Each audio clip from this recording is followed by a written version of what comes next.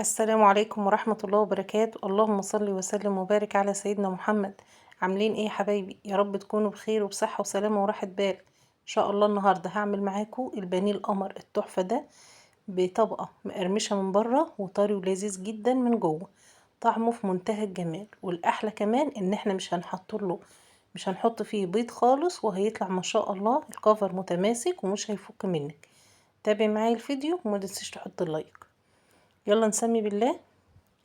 جبت هنا طبق وحطيت فيه بصلاية مبشورة، سواء بشرها على المبشرة او في الكب، تكون مهم تكون ناعمة جدا. هعصر عليها ليمونة كاملة بالشكل ده. الليمون حلو جدا، مش هيخلي اي زفارة في البانيه، برضو احنا طبعا غسلينه، بس مزازة الليمون كده فيه جميلة جدا. معايا فص كبير كده من الثوم مهروس، والتوابل بتاعتنا ملح، فلفل اسود، كزبرة، رشة من جوز الطيب. وما تكتريش ملح برضو، علشان اعملي حساب ان الفيجيتار بيبقى فيه ملح عشان ما يطلعش معاكي حادق في الاخر. احنا بس بنحط رشة ملح نتبل بيها بس ايه البصل. ندعك التوابل مع البصل كويس جدا جدا علشان البصلة تنزل المية بتاعتها. ومعايا هنا طماطمية مبشورة. نقلب كله ده كويس جدا، وما تخافيش التفل بتاع البصل مش هيفك معاكي، مش هيخلي الكفر بتاع البانيه يفك خالص. اديكي شفتيه طالع ما شاء الله عليه لون وطعم ومتماسك جدا جدا.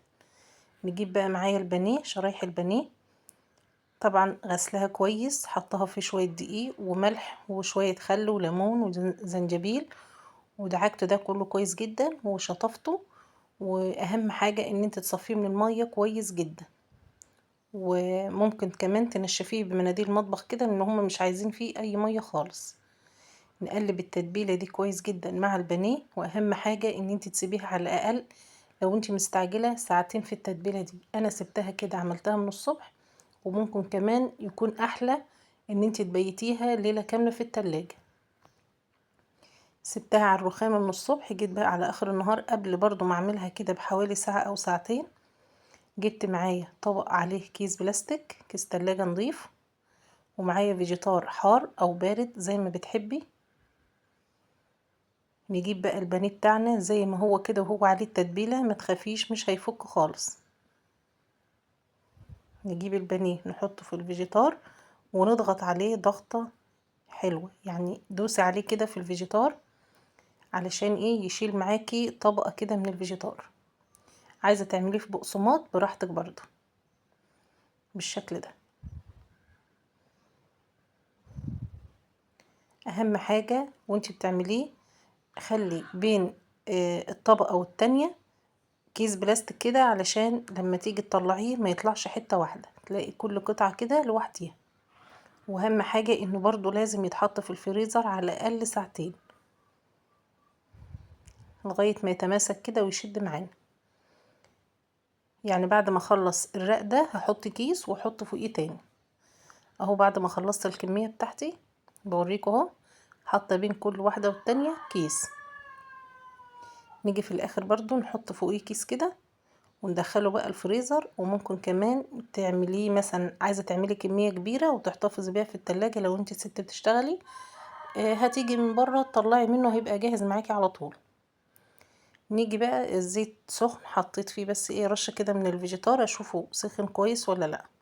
هو كده معقول، احنا مش عايزينه سخن جامد جدا علشان الفيجيتار ما ياخدش لون بسرعة من بره، والبانيه يبقى لسه ما استواش من جوه. فالحرارة تكون متوسطة، والزيت يا دوبك ايه يكون بدأ يسخن بالشكل ده. نقلبه، شوفوا لونه وجماله، الكفر ما فكش خالص من عليه، ما شاء الله عليه. وطعمه بقى وريحته الله اكبر، حاجة كده من الاخر.